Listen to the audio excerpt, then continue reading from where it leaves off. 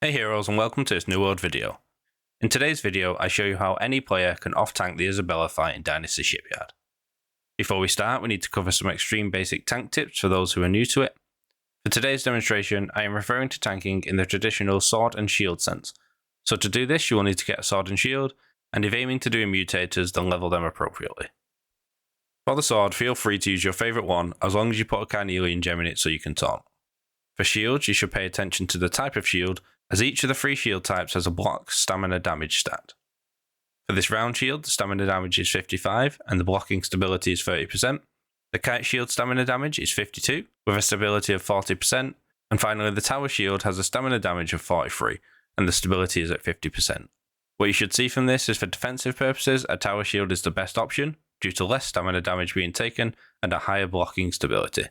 For tanking in general, there are some important things to know. First of all, whilst blocking, stamina regeneration is disabled. So if you take a hit and keep holding up your shield, taking more damage will eventually make you exhausted and you will lose the ability to block at all. To avoid this, you can simply stop blocking to start stamina regeneration. You can see from this demonstration that Polly is relentlessly attacking me, and as my stamina gets lower, I drop my shield and start the regen.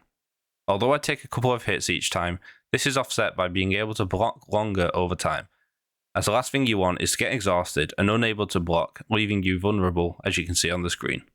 Here you can see my sword and shield build, which is designed to be a more offensive tank, but all you are really looking for here are the 2 taunts. These are Shield Bash, which taunts the target when hit with it, and Defiant Stance, which taunts nearby enemies after you use it. You can also get this perk here, Invigorating Bulwark, which can help in tricky situations. It gives you 15 stamina if you hit a target with Shield Bash.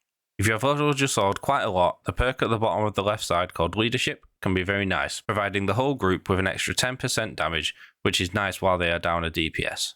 Those are the few basics you need to know, so let's take you into Dynasty and show you what you need to do. As you progress through Dynasty, there are 2 points where you need to protect the barrels.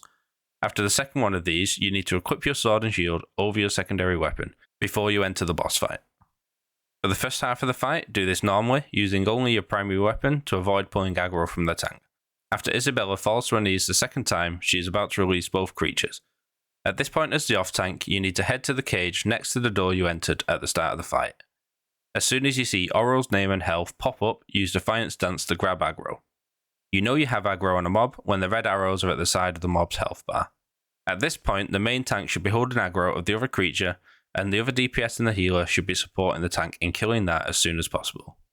I want to be very clear here that if you are not the off-tank and you hit Oro, you will be griefing your team, and making it harder to hold aggro for the off-tank, so do not do it. So the strategy for Oro is simple. First, whilst blocking, you always want to be moving backwards. You can do this in a little circle, but keep it away from the other players. Oro only has 2 attacks, the claw swipes, which you should block as they do little stamina damage, and the breath attack, which hurts a lot and does more stamina damage and should always be blocked. The key point here though is that as soon as Oro does a breath attack on you and you see your stamina decrease, stop blocking to gain stamina back, and when you see it go to attack again, put up your block. The reason I say to always move backwards is the closer you are when Oro does a breath attack, the more stamina damage it deals. If you are further back, it does less and stamina management becomes a lot easier. Oro gains grit when using the breath attack, so we'll have a white border around it.